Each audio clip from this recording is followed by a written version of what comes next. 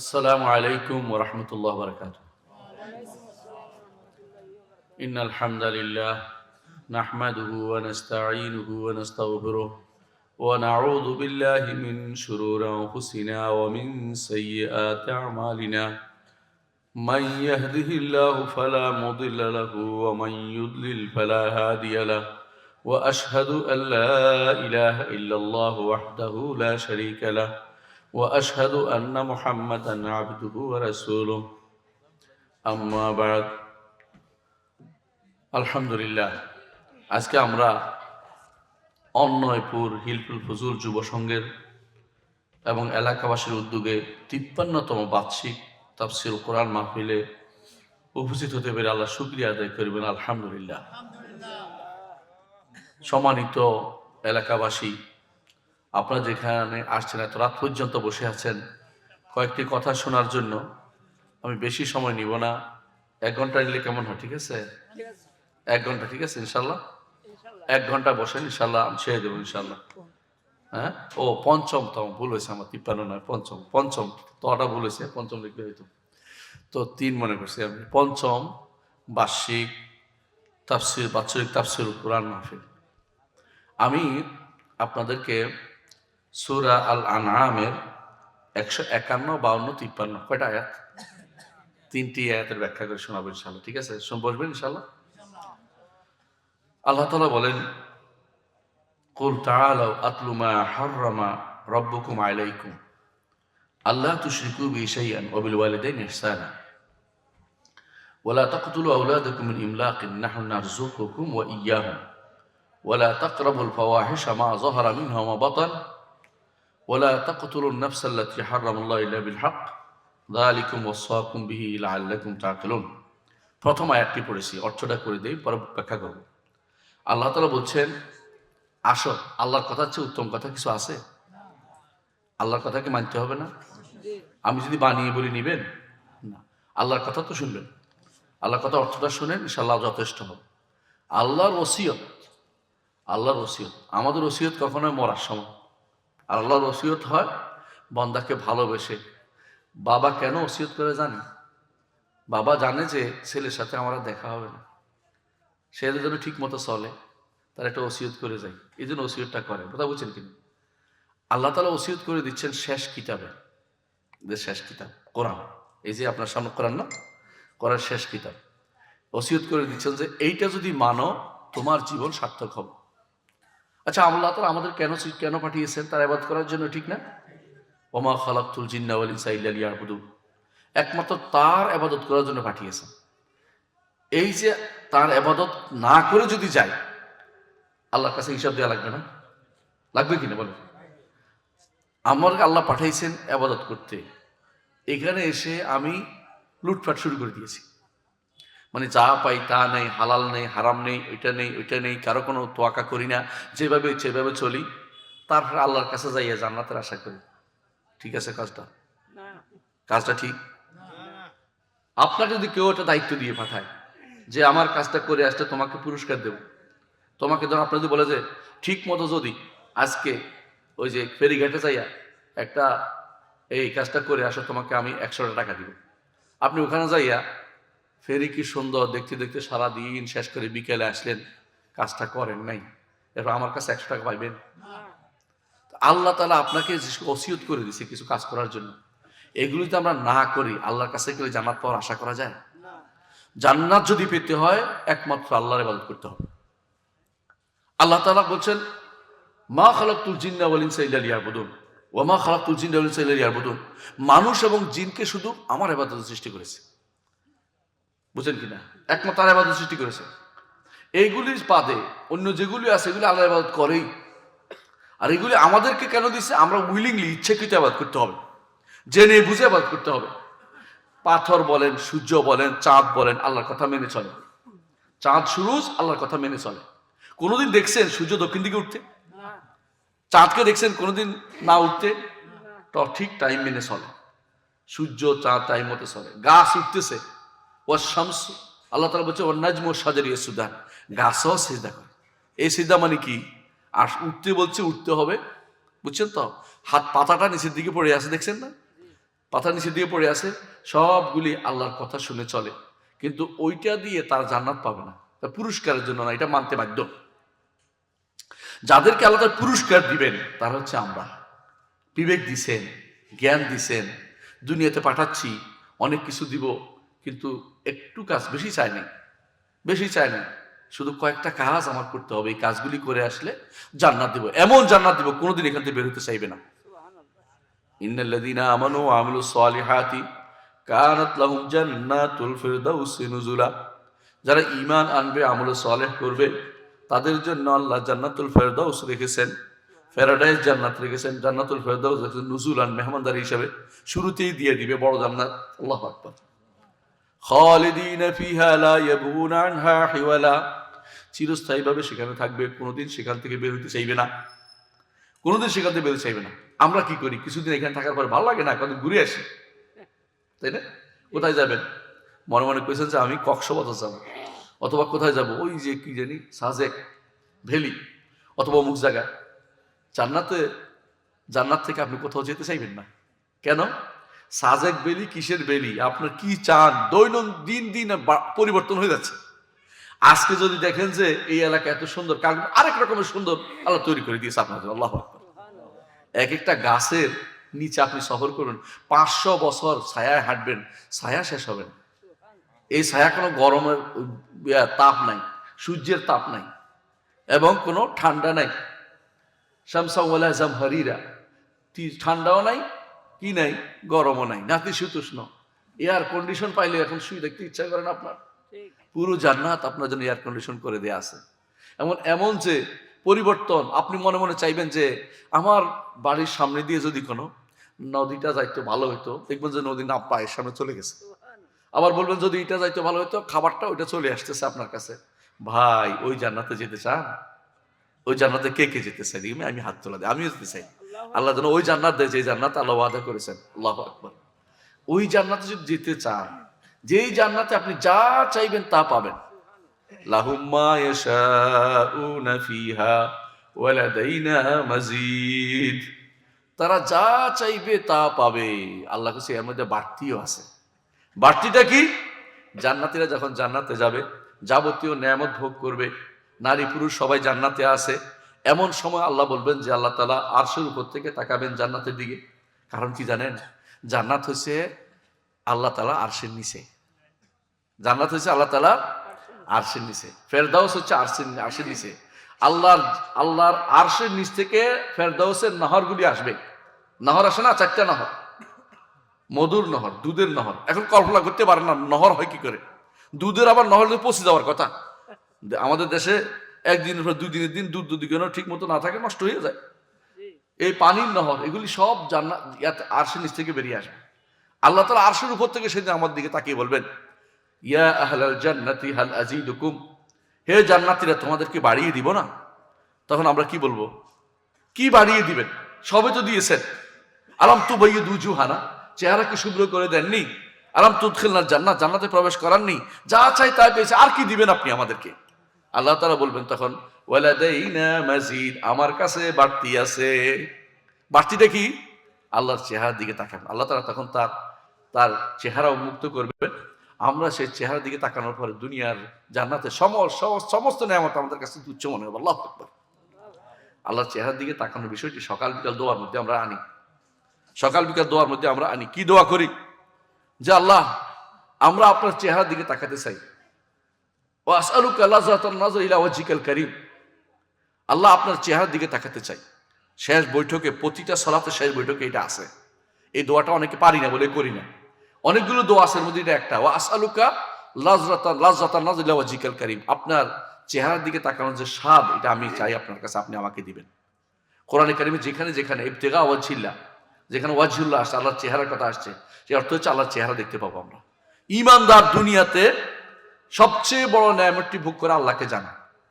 যে আল্লাহকে জানতে পারে নাই, আল্লাহর মারিফত হাসিল করে নাই। মারিফত বলতে কোনো দরবারকে বুঝাচ্ছি না। মারিফত হচ্ছে আল্লাহকে চেনার বিষয়টি। আল্লাহকে কেমনে চিনবেন? কোরআন দিয়ে। কোরআন দিয়ে চিনবেন। আল্লাহর পরিচয় আল্লাহ দিয়েছে কিভাবে? কুল হুয়াল্লাহু আহাদ আল্লাহুস সামাদ লাম ইয়ালিদ ওয়া লাম ইউলাদ ওয়া লাম ইয়াকুল লাহু কুফুয়ান আহাদ। বুঝছেন তো আল্লাহ পরিচয় দিছে, বুঝছেন তো কেমন দিছে? আল্লাহর পরিচয় দিছে আল্লাহ তাআলা, আল্লাহু লা ইলাহা ইল্লা হুয়া আল হাইয়ুল কাইয়্যুম লা তাখুযুহু সিনাতুন ওয়ালা নাওম। দেখছেন তো কিভাবে আল্লাহ পরিচয় দিয়ে দিয়েছেন। অর্থ করলে অনেক সময় লাগবে, অর্থ করছি না, বুঝে নেবেন অর্থ। কেন এই প্রতি সলাতের পর এটা পড়া কেন সুন্নত? প্রতি সলাতের পরে আয়াতুল কুরসি শেষ করার পর বসলে আয়াতুল কুরসি পড়লে কি হবে? রাসূলুল্লাহ সাল্লাল্লাহু আলাইহি ওয়াসাল্লাম বলেছেন মরলেই জান্নাত, মরলেই জান্নাত। কিন্তু অর্থ বুঝে পড়তে হবে। আয়াতুল কুরসি অর্থ শুধু মুখস্থ করলে তো হবে না, অর্থ বুঝতে হবে। কেন? আল্লাহর পরিচয় আছে এখানের মধ্যে, আল্লাহর পরিচয় আছে। আপনারা জানেন যে এক সাহাবী যুদ্ধে গিয়েছিলেন, যুদ্ধে যাওয়ার পরে ইমামতি করতো। যখন ইমামতি করতো প্রতি রাকাতের শেষে আবার তিনি কি পড়তেন? কুল আল্লাহু আহাদ আল্লাহুস সামাদ লাম ইয়ালিদ ওয়া লাম ইউলাদ ওয়া লাম ইয়াকুল লাহু কুফুয়ান আহাদ। তো তার সাথীরা বলে যে এটা প্রতিদিন কেন পড়ো? মানে প্রতি সালাতে পড়ে যেই সূরাই পড়ে শেষে এটা পড়তো, 2 সূরা পড়তো আর কি, উনি 2 সূরা পড়তো, 8 সূরা পড়ে এটা আবার পড়তো। এটা কেন পড়ো? এটা তো আমরা দেখি না রাসূলের কাছে। বলে আমি এভাবে পড়বো। শেষে আয়েশা বিচার দিল রাসূলের কাছে যে উনি আমাদেরকে এই কাজ করিয়েছে, নামাজের মধ্যে এটা করছে। রাসূল বলছে আসো আসো, এই কাজ কেন করছো? বলে ইয়া রাসূল আমার খুব ভালো লাগে, এই সূরাটা আমার এত প্রিয় লাগে, আল্লাহর পরিচয়, আল্লাহর গুণাবলী আছে এই জন্য, আল্লাহর গুণ থাকার কারণে খুব ভালো লাগে। আমার রবের আমাকে সৃষ্টি করেছেন, তাকে দেখি না, গুণ দিয়ে তাকে চিনার আমার সুযোগ হয়েছে, আলহামদুলিল্লাহ। রাসূলুল্লাহ সাল্লাল্লাহু আলাইহি ওয়াসাল্লাম বললেন হুব্বুকা ইয়াহা আদখালাকাল জান্নাহ, এই সূরাকে ভালোবাসার কারণে তুমি জান্নাতে প্রবেশ করবে। আল্লাহ, দেখছেন তো আপনি, দেখছেন তো সূরাটা একটা সূরার কারণে জান্নাতে প্রবেশ। কেন? এই সূরার মধ্যে আল্লাহর পরিচয় আছে। দুনিয়াতে বড় নেয়ামত হচ্ছে আল্লাহকে চেনা, আর আখিরাতে বড় নেয়ামত কি? আল্লাহকে দেখা। আখিরাতে বড় নেয়ামত হচ্ছে আল্লাহকে দেখা। আল্লাহকে যদি দেখতে পারেন জান্নাতে, আল্লাহকে দেখার দোয়াটা করবেন, আল্লাহ আপনি আমি যেন আপনাকে দেখতে পাই। আর রাস্তা আটকাবে না, কারণ জান্নাতে যাবেনি। যদি আল্লাহ কবুল করে ফেলে যে এই বান্দা আমাকে দেখবে, আমি আল্লাহ আমাকে দেখবে এই জন্য সে দোয়া করেছে, আমি কবুল করলাম, তাহলে পথে আটকানোর কিছু নেই। কথা বুঝেন কিনা? লাস্ট যদি আপনাকে যদি বলে যে আপনার চাকরি হয়ে যাবে, আপনার এখন সার্টিফিকেট দরকার নেই, কেউ চাকরি হইব কইছে উনি আমার, সার্টিফিকেট কোনটার খোঁজার দরকার নেই। আপনি সার্টিফিকেট খোঁজ চাকরির জন্যই তো। সার্টিফিকেট আগে যদি বলে যে তোমার কোনো সমস্যা নেই, তুমি সোজা চলে আসো, আমি চাকরির ব্যবস্থা করে দিচ্ছি, এখন সার্টিফিকেটের চিন্তা আর নাই। কথা বুঝেন কিনা? আপনার অন্য কিছু চিন্তা করা লাগবে না। আল্লাহর চেহারা দেখার জন্য এদের সবচেয়ে বেশি দোয়া করতে হবে, আল্লাহর চেহারা দেখার জন্য। ওয়া আসআলুকা লাযরাতান নাযর ইলা ওয়াজহিকাল কারীম, আপনার কাছে চাই যেন আপনার চেহারার দিকে তাকানোর স্বাদ আমি অনুভব করতে পারি। ঈমানদার আখিরাতে সবচেয়ে বড় এই জিনিসটা অনুভব করবে। মুতাজিলারা, বিভিন্ন ফেরকার লোকেরা, তারা আল্লাহর চেহারা দেখতে চায় না। কথা বুঝছেন কিনা? দুনিয়ার বুকে কখনো অনেকগুলি মারেফত দাবিদার কিছু দুষ্ট মানুষ আছে, এগুলি মারেফত না, এগুলিকে ঈমানকে নষ্ট করে। এরা মনে করে তারা নাকি আল্লাহকে দেখে। আল্লাহকে মুহাম্মদ রাসূলুল্লাহ সাল্লাল্লাহু আলাইহি ওয়াসাল্লাম শুধু স্বপ্নে দেখেছেন। দুনিয়ার কেউ আল্লাহকে সরাসরি দেখতে পারবে না। আল্লাহ নিজে বলে দিয়েছেন। আল্লাহকে যেদিন মুহাম্মদ রাসূলুল্লাহ সাল্লাল্লাহু আলাইহি ওয়াসাল্লাম আরশের কাছে গিয়েছিলেন, কোন দিন? মেরাজের রাতে, ঠিক না? মেরাজের দিন তিনি গিয়েছিলেন, মেরাজের সেদিনও আল্লাহকে তিনি দেখেন নাই। কি দেখছেন? নূর। তিনি বলছেন রাআইতু নূরান, আমি নূর দেখেছি। কারণ নূরের কারণে হাদিসে আছে রাসূলুল্লাহ সাল্লাল্লাহু আলাইহি ওয়াসাল্লাম বলেছেন নূর যদি তিনি উন্মুক্ত করতেন, যতটুকু তার চোখ যেত ততটুকু পুড়ে ভস্ম হয়ে যেত। এই জন্য মুসা আলাইহিস সালাম যখন তুর পাহাড়ে গিয়েছিলেন আল্লাহর সাথে কথা বলতে, মুসা আলাইহিস সালাম ভালো লাগছে, এখন কি আবদার করে বসছে, আল্লাহ একটু দেখা দেন। রব্বি আরিনি আনজুর ইলাইক, কোরআনের কথা বলছে, একটা শব্দ বাড়ি বলবো না, কোরআন থেকে বলতেছি।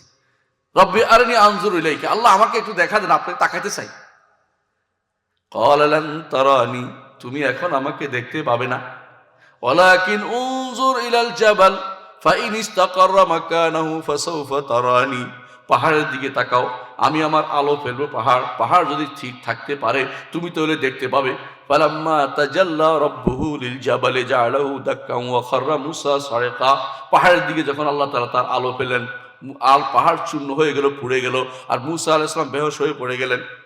ফালাম্মা আফাকা ক্বালা সুবহানাকা তুবতু ইলাইকা ওয়া আনা আউয়ালুল মুমিনিন, হে আল্লাহ আমি তওবা করছি, আমি ভুলে চাইয়ে বসছি, আবদার করে আবেগে চাইয়ে বসছি, কিন্তু আপনাকে দুনিয়ার বুকে দেখার মতো চোখ আমার নাই। আল্লাহ এমন এক চোখ দিবেন জান্নাতে, যে চোখ দিয়ে আমরা সব আল্লাহ তাআলাকে তার চেহারা দেখার মতো সৌভাগ্য আমরা অর্জিত হবে, আলহামদুলিল্লাহ। তো আল্লাহর চেহারা দেখার জন্য যদি আপনি যান তাহলে কিছু কাজ তো করে যেতে হবে নাকি?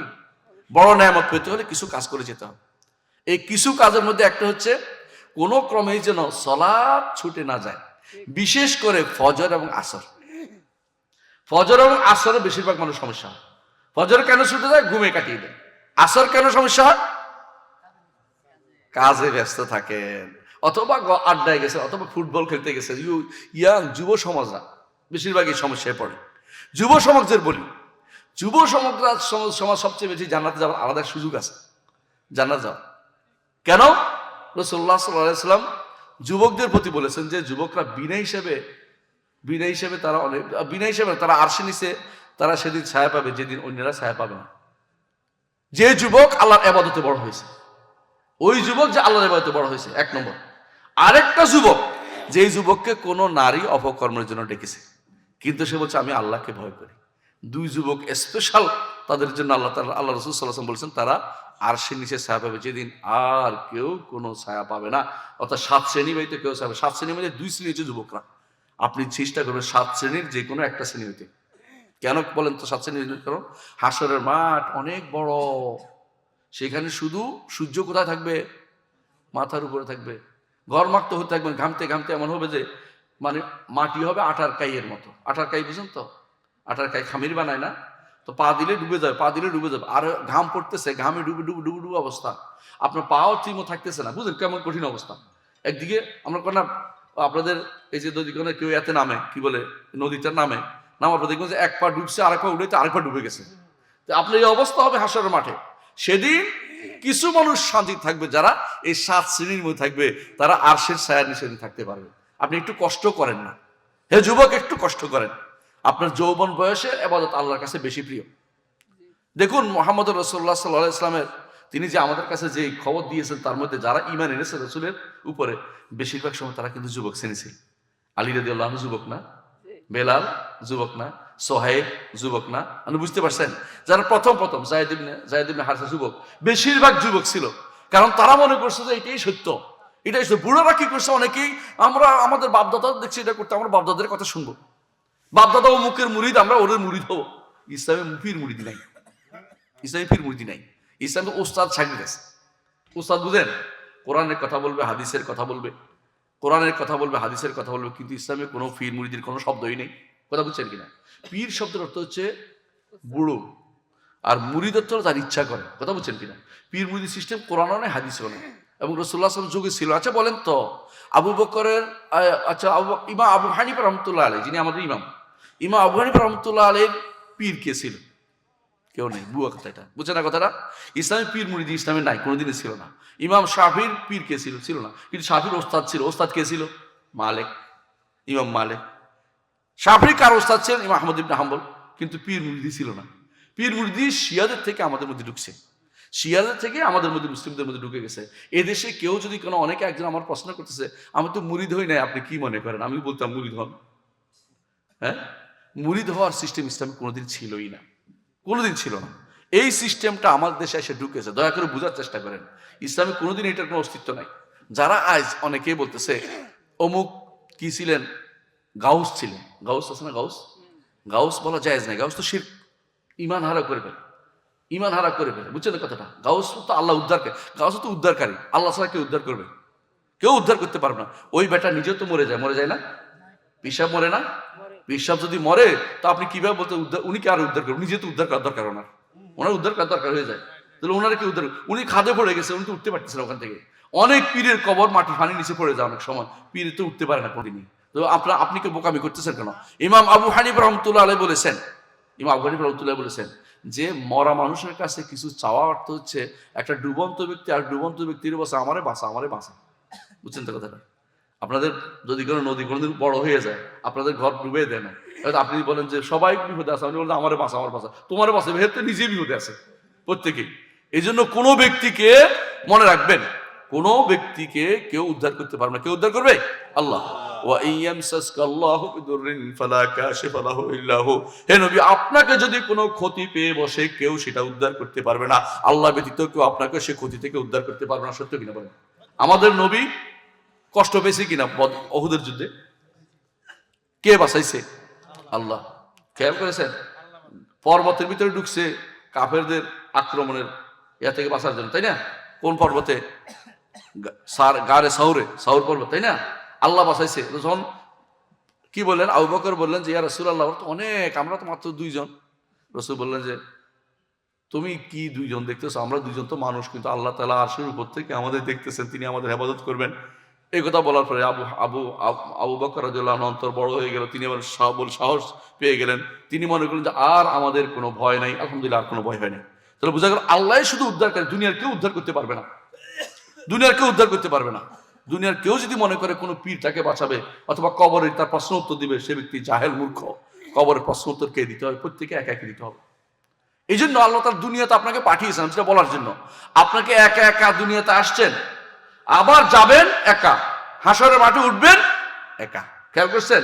সেখানে আপনার কেউ নাই। সন্তানও পালাবে, পিতাও পালাবে, স্ত্রীও পালাবে, ভাইও পালাবে, কেউ কাছে থাকবে না।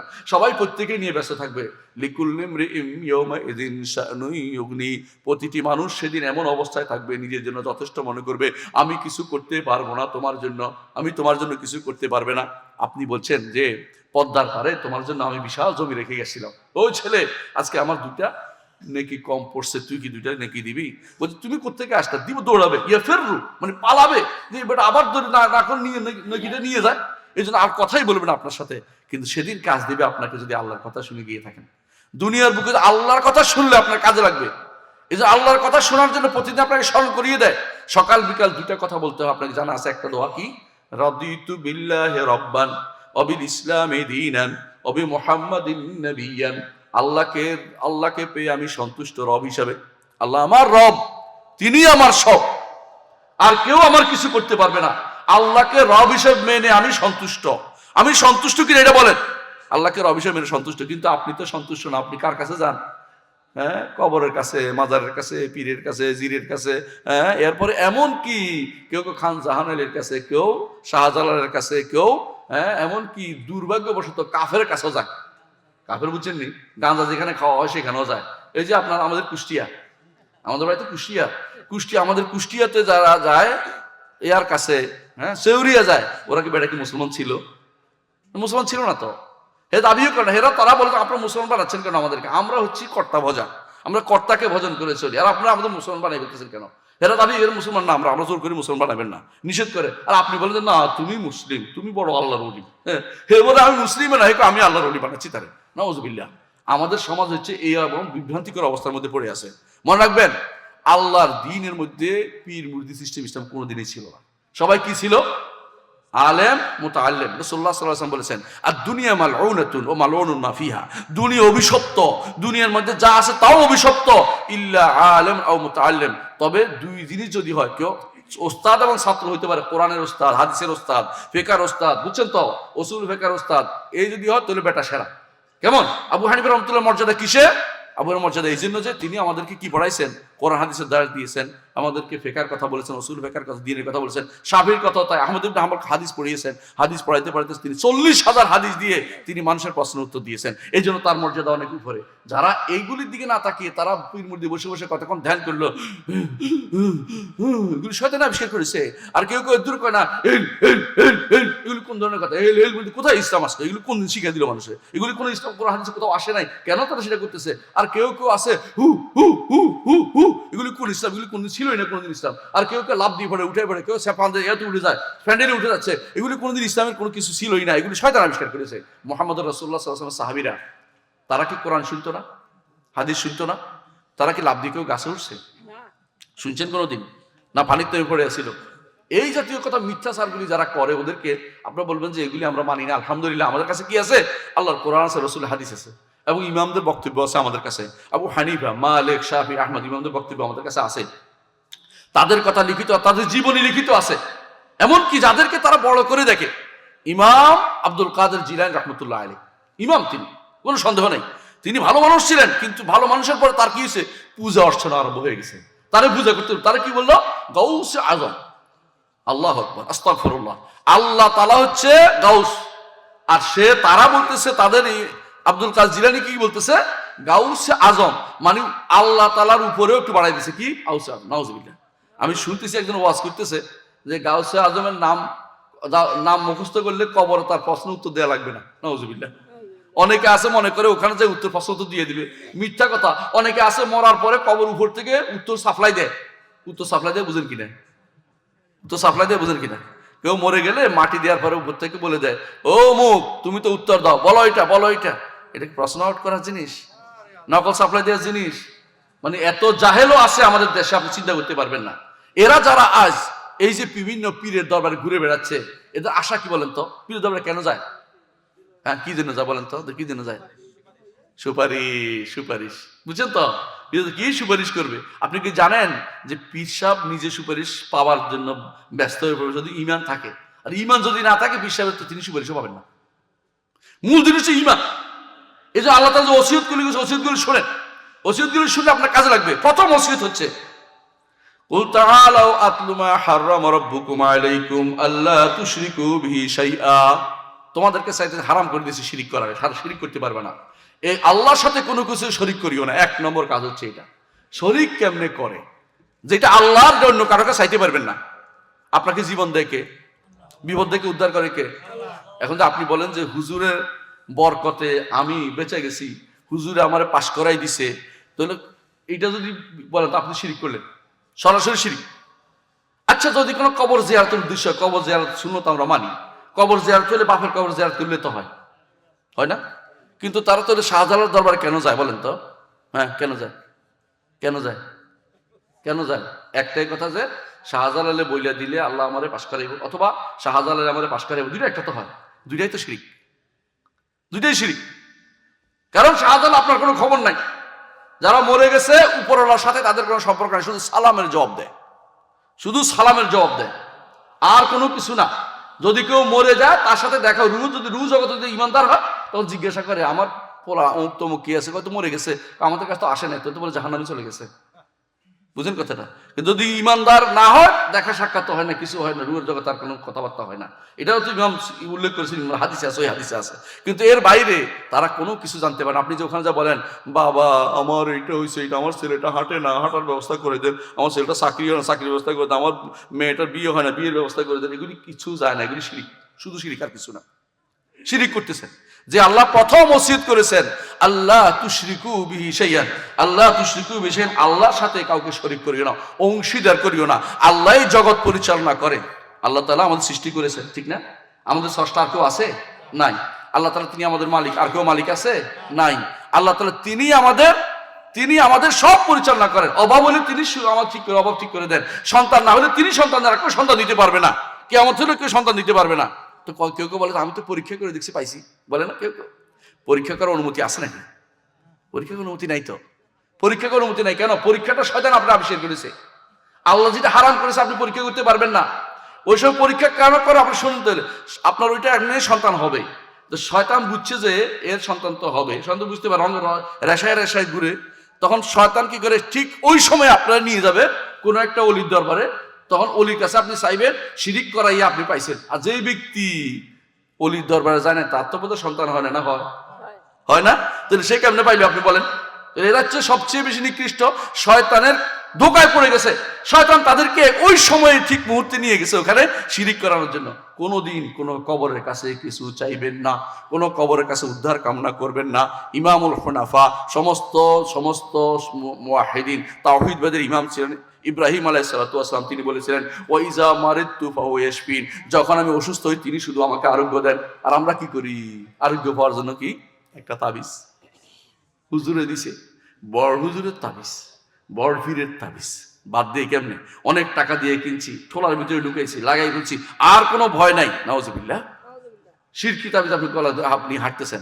এইটা নয়, শুধু হুজুরের দরবারে মাটি নিয়ে আসছে, হুজুরের দরবারে মাটি নিয়ে আসছে, বুঝেন তো? এমনকি মদিনা যায় কেউ কেউ মদিনার পাথর চুরি করার জন্য। মদিনা যায় কি করে, বাকির ভিতর থেকে পাথর নিয়ে পকেটে ঢুকাই ফেলে। আবার রসুলের কবর কাছে যদি কোনো ময়লা পড়ে থাকে এটা নিয়ে আসে।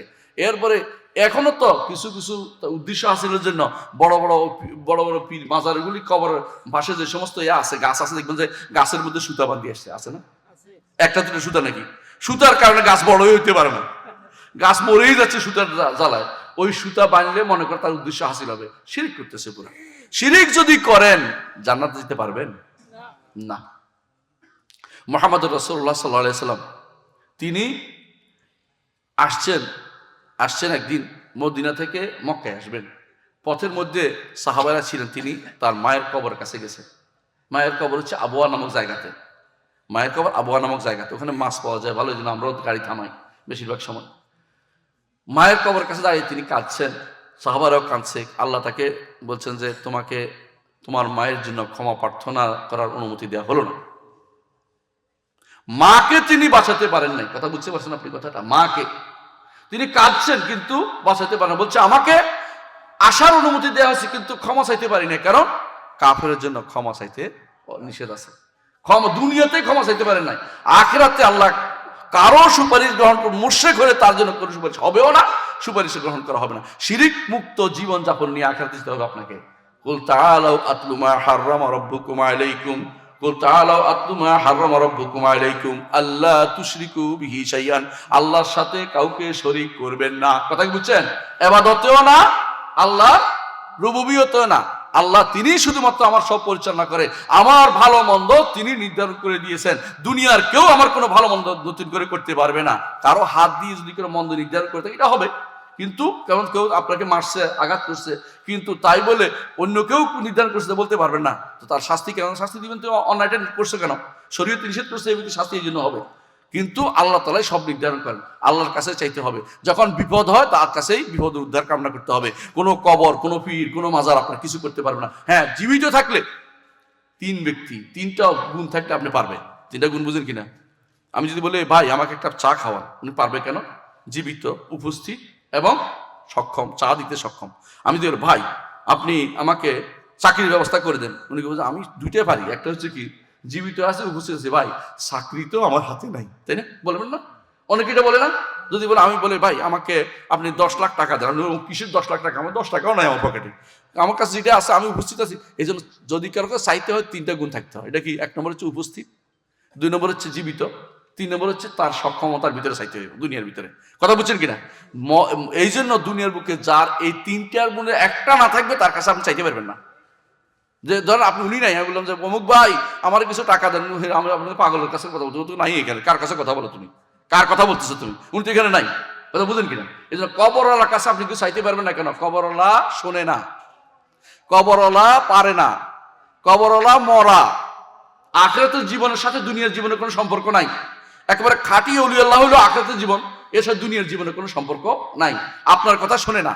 কবরওয়ালা অক্ষম এবং কবরওয়ালা আপনার থেকে দূরে, অনুপস্থিত। সামনে যাই বললেও দিতে পারবে না, উপস্থিত হলো। এর হচ্ছে কবরের কাছে কিছু চাওয়া যাবে না, মাজারের কাছে কিছু চাওয়া যাবে না। তবে আমার মনে হয় আপনাদের এখানে কাছাকাছি আছে কোনো কোনো বড় বড় যে কুমিরের কাছে চাওয়া যাবে নাকি? কুমির বুঝেন কিনা? খান জাহান আলীর ওখানে একটা কিছু কুমির পাওয়া যায়। দেখবেন যে আমি ওই দিন দেখছি এক মহিলা কান্দে কান্দে বলছে, কুমির বাবা, কুমির বাবা, আমার ছেলের এটা হয়েছে, কুমির বাবার, কুমির বাবা হয়ে গেছে। নিজের বাপ বাদ দিয়ে কুমির তার বাপ হয়ে গেল, তার মায়ের হাজবেন্ড হয়ে গেল কুমির। মানে পাগল কাকে বলে? কুমির বাবা, কুমির তার বাবা। কুমির বাবার কাছে আইতেছে ছেলের সমস্যা, কুমির বাবা ভালো করে দেবে, কুমিরে ভালো করবে। কুমির নিজে কিছুক্ষণ পরে মরে, তারে মদ খাওয়াইয়া মদ ভয় করে রাখছে, ও শুইয়া দেয়। তো দেখছো তোমারে কুমিরে শুইছে, খান জানালে কুমির দেখে তোমার খায় না, এটা মিথ্যা কথা। মানে কারণ এটা মদ খাওয়াই এটা সুর করে রাখছে, এটা হুঁশ নাই, মানে মদ খাওয়াই দিচ্ছে এটা, এখন হুঁশ নাই। তো এই জন্য এটা কুমির দিয়ে শোয়াই দেয়। এই যে ভণ্ড লোকেরা বসে আছে কবর এবং মাজারের পাশে, এরা মনে রাখবেন সবচেয়ে বেশি আপনি ইমান চোরে, ইমান চুরি করতেছে আপনার ইমানটা নষ্ট করার জন্য এরা বসে আছে। এইদের থেকে আপনি সাবধান থাকবেন, ইমানটা রক্ষা করবেন। যে পুঁজি নিয়ে অন্তত লাস্ট পুঁজি শিরিক করব না, এটা নিয়ে যাব, আপনার জন্য অনেকেই সুপারিশ করবে হাসরের দিন। প্রথমে মুহাম্মদ রাসূলুল্লাহ সুপারিশ করবেন।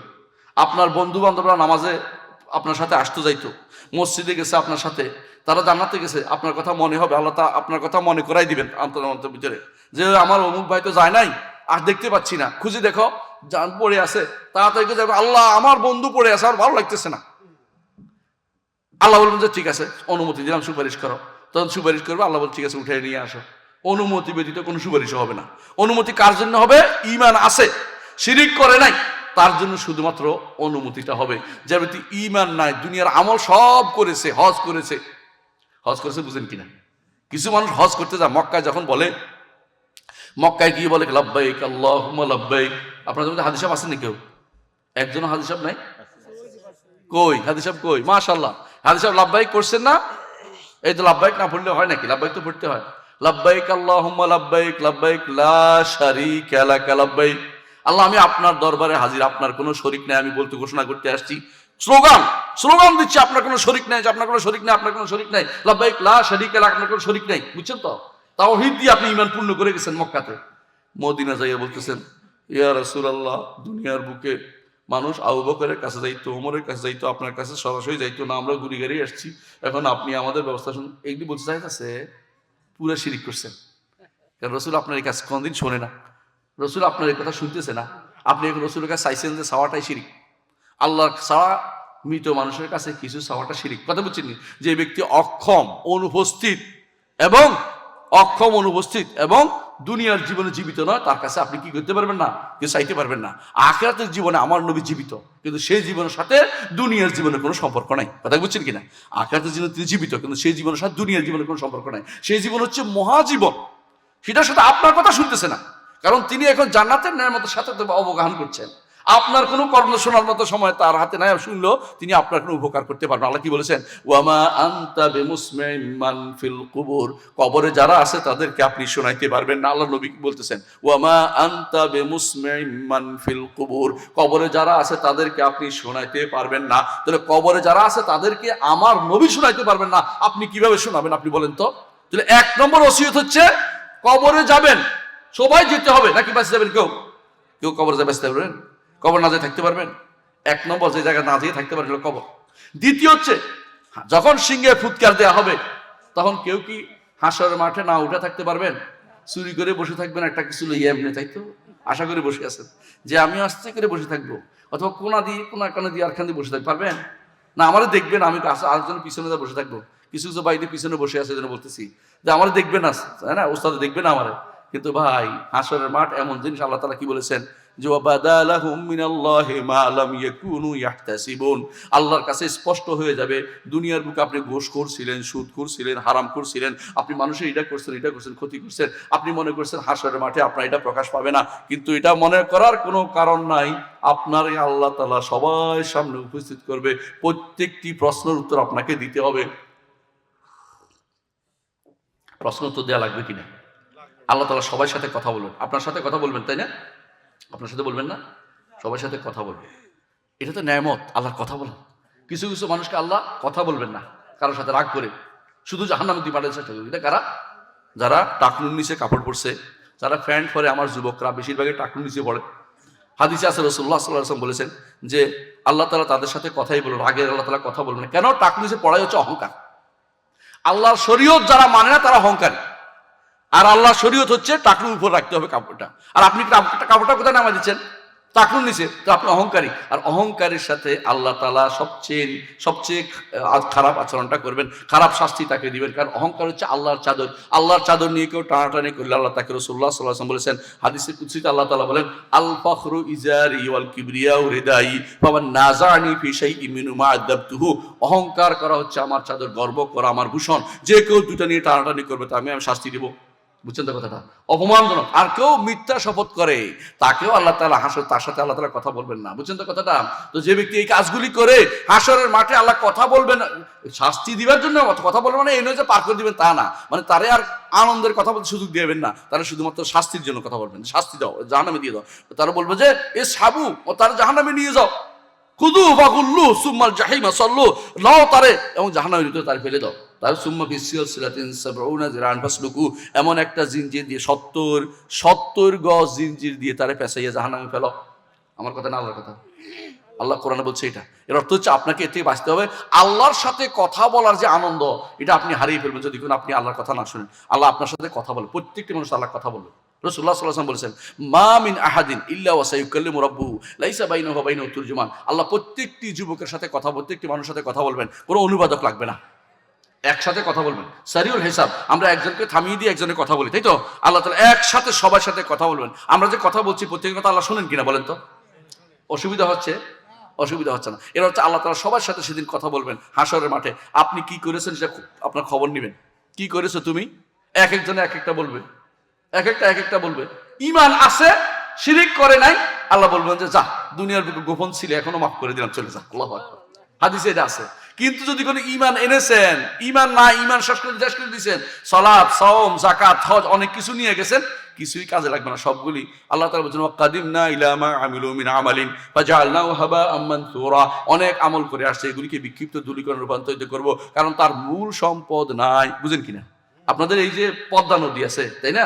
মাছ ধরতে গেছেন, আপনি অনেক মাছ পাইছেন, কিন্তু মাছ রাখছেন যে আপনি জানেন না নৌকার নিচে দিয়ে কি আছে, ছিদ্র আছে। বুঝছেন তো? একটা মাছ থাকবো, পুরুত করে সবগুলো চলে গেছে।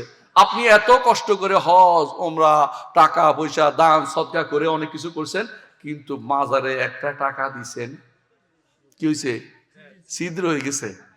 আপনার নৌকা ছিদ্র হয়ে গেছে, ওইখানে আর কিছু নাই, সব শেষ হয়ে গেছে, 1 মিনিটে শেষ।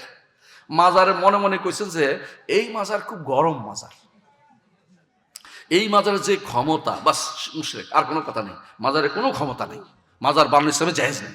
মাজার শব্দ ইসলামে কোনো কোরআন হাদিসও নাই। ইসলামে কবর বলছে, ইসলাম কি বলছে? কবর। সুম্মা ইজা শাআ আনশারা সুম্মা আমাতাহু ফাআকবারা, কবর দিতে বলছে, কবর শব্দ বলছে, মাজার বলেও নাই। মাজার বানিয়েছে শয়তানরা বসে বসে মাজার বানিয়েছে, মাজার বানানোর কোনো সুযোগই নাই। ইসলামে তো আবার ওরসও নাই, জানেন তো? আপনাদের দেশে তো ওরস আছে না? আছে না? ওরসটা কি জিনিস বুঝেন কিনা? আপনারা নাম শুনেছেন আব্দুল্লাহ জাহাঙ্গীর রহমতুল্লাহ আলাইহ? নাম শুনেছেন না? আব্দুল্লাহ জাহাঙ্গীর রহমতুল্লাহ আলাইহকে আমি তখন বিদেশ থেকে আসছি, বুঝি না ওরস কি জিনিস। তো ওনাকে একদিন ফোন দিয়ে বললাম যে স্যার ওরসটা কি জিনিস বলেন তো। হ্যাঁ, এইটা শিখতে হলে আমার কাছে আসতে হইব। খুব মজার মানুষ ছিলেন কিন্তু, বুঝছেন তো? খুব মজার মানুষ ছিলেন। তো আমি মনে মনে করলাম যে এটা তো এমন কথা বললেন যে শুনতেই হইব, স্যার চাই না, নিশ্চয়ই কোনো কিছু আছে।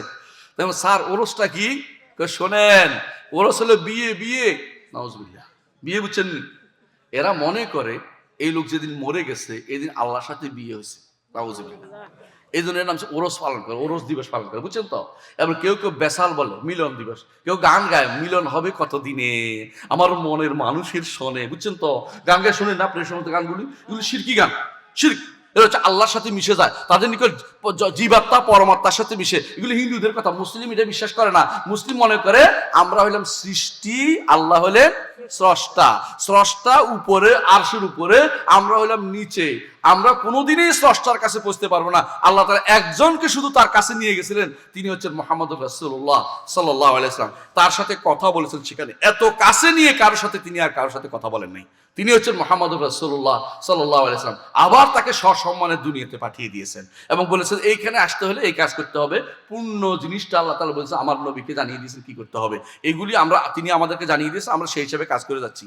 আমরা সবাই তো জান্নাতে ছিলাম না? অর্থাৎ আমাদের বাবা তো জান্নাতে ছিলেন, তাই না? আল্লাহ তাআলা জান্নাত থেকে আমাদেরকে দুনিয়াতে পাঠিয়েছেন। আবার বলেও দিয়েছেন ফাইম্মা ইয়াতিয়ান্নাকুম মিন্নি হুদান ফামান তাবিআ হুদায়া ফালা খাউফুন আলাইহিম ওয়া লা হুম ইয়াহজানুন। তোমাদের কাছে আমার পক্ষ থেকে হেদায়েত যাবে, যে কেউ এই হেদায়েতের অনুসরণ করবে তার কোনো ভয় নেই। এই হেদায়েত কি? কোরআনে কারীম। হেদায়েত কি? রাসূলের হাদিস। হেদায়েত কি? ইমামরা কোরআন হাদিস থেকে যা বের করেছে শরীয়ত। এই শরীয়তের বাইরে অন্য কোনো তরিকত, হাকিকত, মারিফত নাই। মিথ্যা কথা, 100% মিথ্যা কথা। তরিকত বলতে কোনো কিছু নাই, এই জন্য কোরআন হাদিস তরিকত শব্দ আসে নাই, কোরআন হাদিসও আসে নাই। মারিফত শব্দটা কোরআন হাদিসে আসেই নেই, বুঝছেন কি কথাটা? হ্যাঁ, কোরআনে এক জায়গায় আসছে তরিকা ইল্লা তরিকা জাহান্নাম, জাহান্নামের পথ। এক জায়গায় তরিক শব্দ জাহান্নামের জন্য ব্যবহৃত হয়েছে, মানে ইসলামের কথা বলা হয়নি, তরিকত ব্যবহৃত হয়নি। কোরআন আসছে সিরাতাল্লাযীনা আনআমতা আলাইহিম, সিরাতে মুস্তাকিমের কথা বলছে, তরিকের কথা বলে নাই কোরআনে কোথাও, বুঝছেন কিনা? এবং আল্লাহ তাআলা বলছেন যে ব্যক্তি আমার কথা শুনবে না, লা আসকাইনাহুম মাআন গাদাকা, অর্থাৎ যে ব্যক্তি আমার কথা শুনবে তারও ভালো কিছু করবা, যে ব্যক্তি আমার কথা শুনবে না তাকে জাহান্নামের আগুনে দিবা। আল্লাহ তাআলা কোরআনে কারীম বলেছেন। এর অর্থ হচ্ছে পথ একটাই, এটা কি? শরীয়ত। এর বাইরে যারা অন্য কিছু দাবি করবে, বিশেষ করে আপনাদের এই কি জায়গা, মানিকগঞ্জের মহিলারা যে গান গায়, ওরে বাউজুবিল্লাহ আউজুবিল্লাহ। আর এক মহিলা যে গান গাইতে গাইতে একদিন কইতেছে, হুজুররা কি জানে, হুজুর তো শুধু শরীয়তের উপর আছে, আমি তো তরিকত হাইকত মারফত সব শিখে ফেলেছি, বুখারী শরীফ পড়ে ফেলেছে সে। আপনাদের মানিকগঞ্জের মাইয়া, বুঝলেন না? হ্যাঁ, আছে না শয়তানের হাড্ডিটা? আমি কিন্তু নাম বলি নাই, কেউ বলতে পারবে না আমি কারো করছি।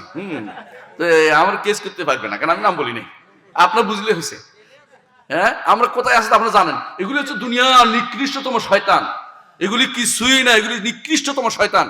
আমি জানি না কিসের উপর ইমান, তওবা করে যদি মরে না যায় সে ব্যক্তি কাফের হয়ে গেছে। তওবা করে মরতে হবে। কথা বুঝেন কিনা? ঈমান নিয়ে যেতে হলে যদি আখিরাতে মুক্তি পেতে হয় ঈমান নিয়ে কবরে যেতে হবে, ঈমান নিয়ে কবরে যেতে হবে, এটা ছাড়া কোনো মুক্তি নাই। ঈমান নিয়ে কবরে যায় না, উপর থেকে কি ঈমান সাপ্লাই দিতে পারবেন? আপনার ছেলে অনেক ভালো, আপনার অনেক ভালো, আপনি কিছু করতে পারবে? কিচ্ছু করতে পারবে না। ঈমান নিয়ে গেলে অনেক কাজে লাগবে। ঈমান নিয়ে গেছেন, এবার উপর দিয়ে আপনি আবার ইচ্ছা যত বলুন, আল্লাহ আমার বাবাকে ক্ষমা করো, আমার মাকে ক্ষমা করো, আমার অমুকে ক্ষমা করো, আমার বাবা শিরিক করতো না, সবটি কিন্তু কাজে লেগে যাবে, সব কাজে লেগে যাবে। আল্লাহ ওনাকে জান্নাত দাও, জাহান্নাম থেকে বাঁচিয়ে দাও, সব কাজে লাগবে।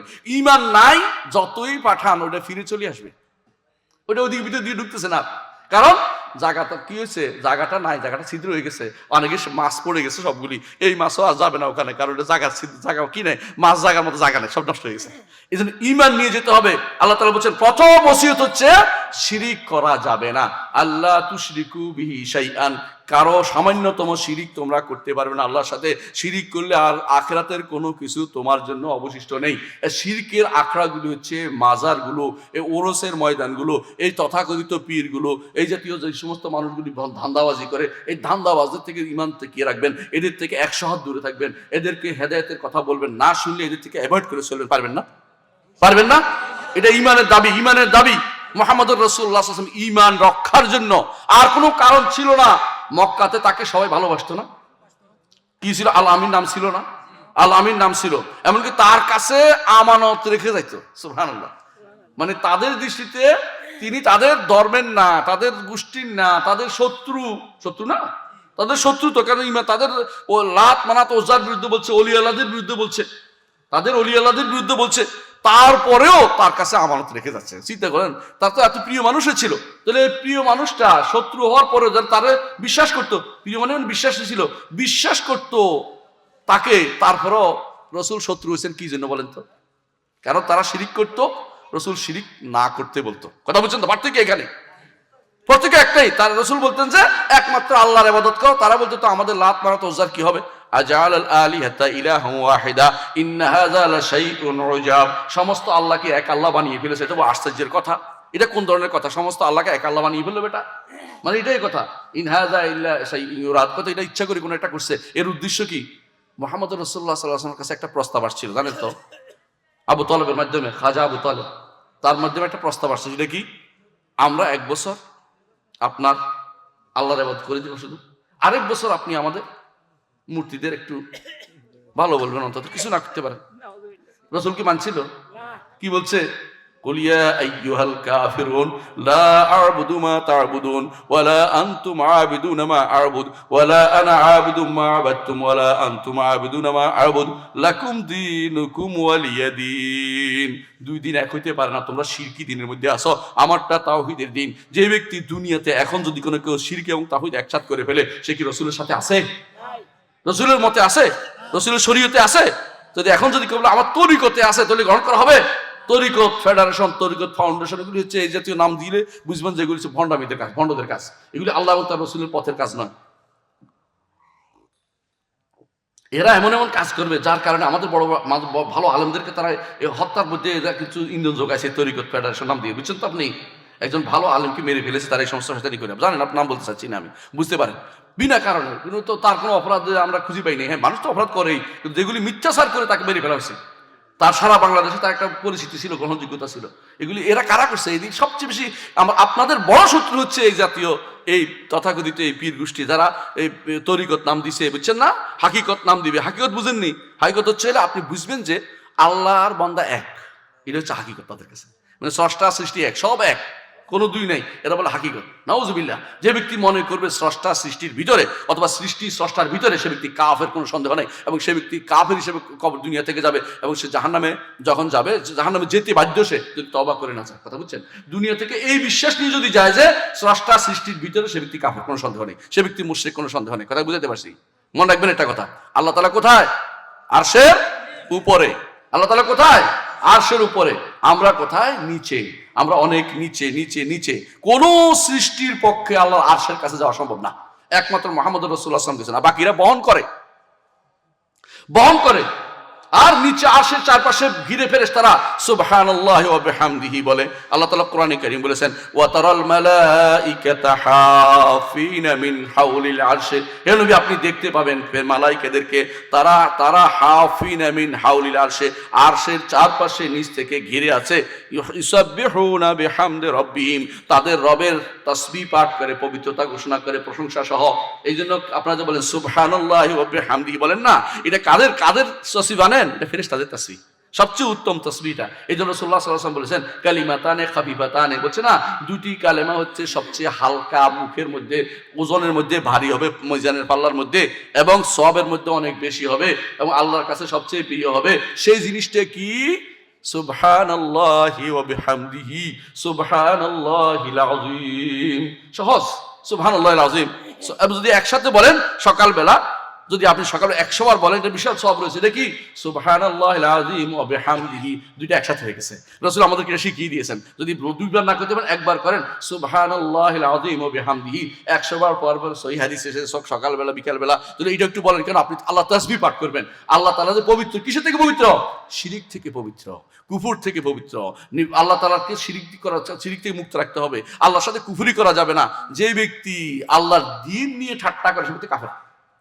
দিনে ঠাট্টা বুঝেন কিনা? কেউ যদি বলে আমি শরীয়ত মানি না, সে ব্যক্তি কাফের। কেউ যদি আল্লাহর দিন মানি না, সে ব্যক্তি কাফের। যে বলে পর্দা মানি না, সে ব্যক্তি কাফের। যে ব্যক্তি সালাত মানি না, সে ব্যক্তি কাফের। যে বলে জাকাত কেন দিবে, সে ব্যক্তি কাফের। কাফের কি এমনি হয়? একটা অস্বীকার করলে কাফের হয়েছে। যে কোনো একটা, ঈমান আনতে হলে অনেকগুলো লাগে, কাফের হইতে হলে অনেকগুলো করা লাগে না, একটা করলে কাফের হয়ে যায়। শুধু অস্বীকার নয়, মনে মনে কেউ আপনাকে বললো, ধরেন যে কবরের আযাব আছে, তা আপনি মনে মনে কি করলেন, অথবা মুখে বলে ফেললেন আরে আযাব আবার কিরকম, এই সঙ্গে সঙ্গে কাফের, কোনো কথা নেই। এই কথা বললে কাফের হয়ে যাবে। এটা কি? উপহাস করা। দিনের কোনো কিছু নিয়ে উপহাস করবেন, ঠাট্টা করবেন, আপনি কাফের হয়ে যাবেন। শরীয়তে দিন বলেছিলাম মেনতে হবে।